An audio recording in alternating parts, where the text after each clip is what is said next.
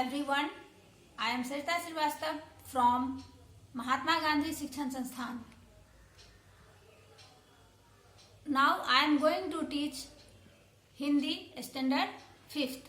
बच्चों, आज मैं आपको आपके पाठ्य पुस्तक मकरंद से पाठ 5 जो एक कविता है जिसका शीर्षक है मेलों की बेला और जिसके कवि हैं डॉक्टर जय नारायण कौशिक पढ़ाने जा रही हूँ. बच्चों, कौशिक जी संस्कृति संरक्षण के पुरोधा थे.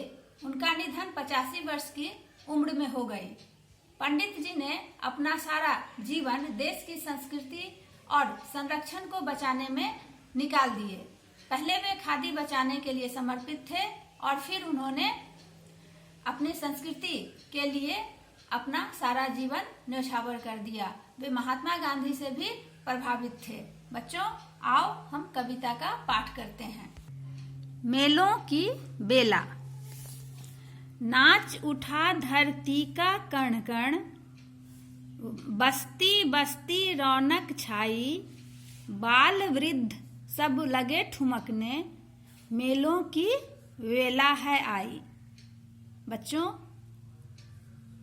इन पंक्तियों के माध्यम से कवि कहते हैं कि जब मेला का अवसर आता है तो धरती का कण कण नाच उठता है, बस्ती बस्ती में रौनक छा जाती है, बच्चे और वृद्ध सब उन मेलों में ठुमकने लगते हैं.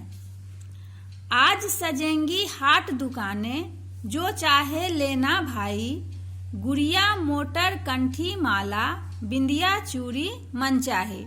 कभी आगे कहते हैं कि आज मेले में दुकानें सजेंगी, हाट लगेंगी, उनमें तुम्हें जो भी चीज़ अपने मन की मनपसंद चीज़ लेनी हो, चाहे वह गुड़िया हो, मोटर हो, माला हो, बिंदिया हो, चूड़ी हो, सब कुछ वहाँ से ले लेना. पोंगल मकर मनाने को पौ फटते ही उठ जाते, खीर चूरमा खा खा कर बैलों की दौड़ कराते. बच्चों, इन पंक्तियों में पोंगल और मकर संक्रांति का जिक्र किया गया है. पोंगल दक्षिण भारत का त्योहार है. मकर संक्रांति उत्तर भारत में मनाया जाता है. यह पौ फटते का अर्थ होता है बच्चों सूरज निकलने से पहले का समय. इन दोनों पर्वों में आप देखे होंगे कि सुबह सुबह स्नान करने की होड़ रहती है लोगों को, यानी कि सूरज के निकलने से. कभी कहते हैं कि सूरज के निकलने से पहले ही लोग पोंगल और मकर संक्रांति मनाने के लिए उठ जाते हैं. फिर खीर और चूरमा खाकर बैलों को दौड़ लगाने लगते हैं, बैलों का करतब दिखाने लगते हैं. इस त्योहार में बैलों की पूजा होती है, बैलों को का दौड़ लगाया जाता है. गौर शीतला पूजन को गलियां गीतों से गुजाई, छोटा बबुआ देख दुल्हनिया घूंघट में ही मुस्काई. गौरी पूजन हो, शीतला पूजन हो, किसी भी त्योहार पर गलियों में गीत सुनाई देने लगती है. कभी कहते हैं कि छोटा बबुआ जो है वह दुल्हनिया को देखकर, जो अपने घूंघट में मुस्कुरा रही होती है, उसे देखकर खुश हो जाता है. होली की पिचकारी में देखो स्नेह भरा है रंग घुला, आपस में घुल मिल जाते हैं ऊंच नीच का भेद भुला. बच्चों, होली त्योहार है भेदभाव को दूर करने का. सब एक ही रंग में रंग जाते हैं. स्नेह का मतलब होता है बच्चों प्रेम. तो होली में प्रेम का रंग घुला हुआ होता है और वह पिचकारी में भर के हम एक दूसरे पर उड़ाते हैं, लगाते हैं. आपस में घुल मिलकर मिलजुल कर हम ऊंच नीच का भेद का मतलब होता है बच्चों अंतर. जो हमारे बीच अमीरी गरीबी, ऊंच नीच, जाति का जो भेदभाव होता है वह सब भुलाकर, हम मिटाकर, उस अंतर को भुलाकर हम एक दूसरे के गले लग जाते हैं. राखी के बंधन में बंधकर भाई चुप चुप कह जाए, जैसे भी हो मैं पहुंचूंगा विपदा तुम पर जब आए।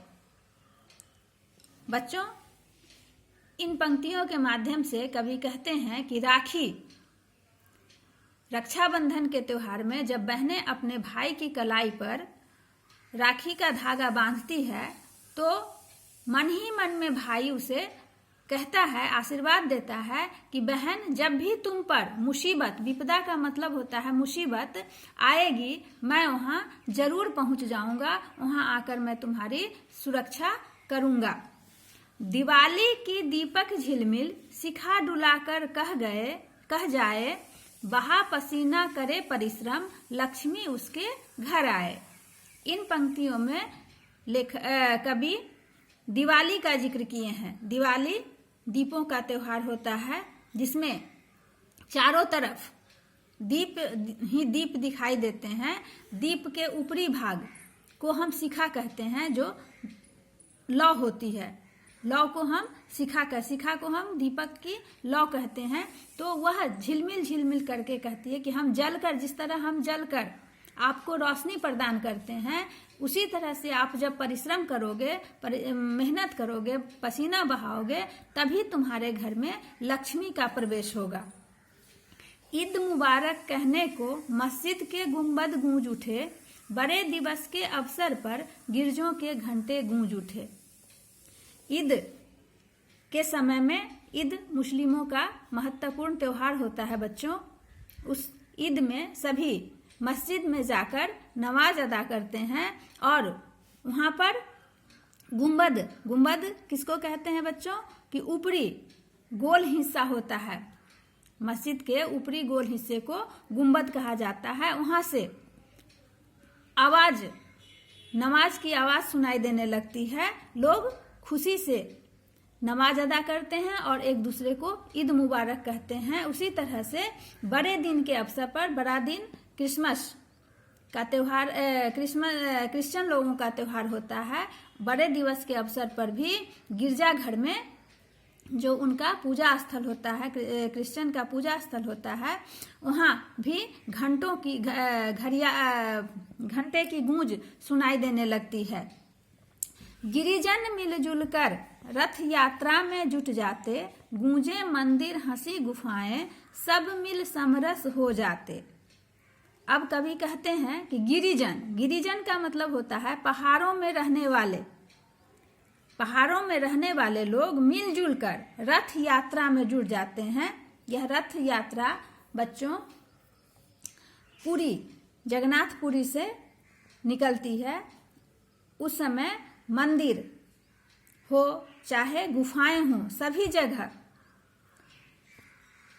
लोग मिलजुल कर समरस हो जाते। समरस का मतलब होता है मिलकर एक हो जाना। सब कोई मिलकर एक हो जाते हैं। सभी जाति धर्म के लोग मिलजुल कर इस रथ यात्रा में भाग लेते हैं, जिससे चहुओर मंदिरों में, गुफाओं में हंसी की गूंज सुनाई देने लगती है। ढोल नगारा बीन बांसुरी, ताता थैया थिरक उठे, कत्थक भंगड़ा रास रचा, गरबा से धरती चमक उठे। अब कवि कहते हैं कि ऐसे माहौल में, मेलों के माहौल में, त्योहारों के माहौल में ढोल नगारा बीन बांसुरी बजने लगते हैं। लोग ताता थैया करके उस पर नृत्य करने लगते हैं। कत्थक हो, भांगड़ा या रास रचा या गरबा से धरती धमक उठती है। भांगड़ा, कत्थक दक्षिण भारतीय नृत्य होता है। भांगड़ा पंजाब में पंजाबी लोगों का एक विशेष नृत्य है और गरबा गुजरात के लोगों का नृत्य है, जिससे यह धरती थिरकने लगती है, धमक उठती है। स्वतंत्रता दिवस या गणतंत्र दिवस, बाल दिवस, गांधी मेला, एक प्राण हो सभी मनाए, जब हो मेलों की वेला। अब कवि अंतिम पंक्तियों के माध्यम से कहते हैं कि चाहे हमारे देश में स्वतंत्रता दिवस हो, गणतंत्र दिवस हो, बाल दिवस हो या गांधी जयंती हो, सभी, पूरा राष्ट्र एकजुट होकर इन त्योहारों को मनाते हैं। इसी तरह जब यह मेलों की बेला होती है, मेलों का समय आता है, तो सभी मिलजुल कर त्योहार मनाते हैं। यही हमारे भारत की सभ्यता और संस्कृति है। भारतवर्ष में विभिन्न त्योहारों को मिलजुल कर मनाना अनेकता में एकता का सर्वश्रेष्ठ उदाहरण है बच्चों। धन्यवाद।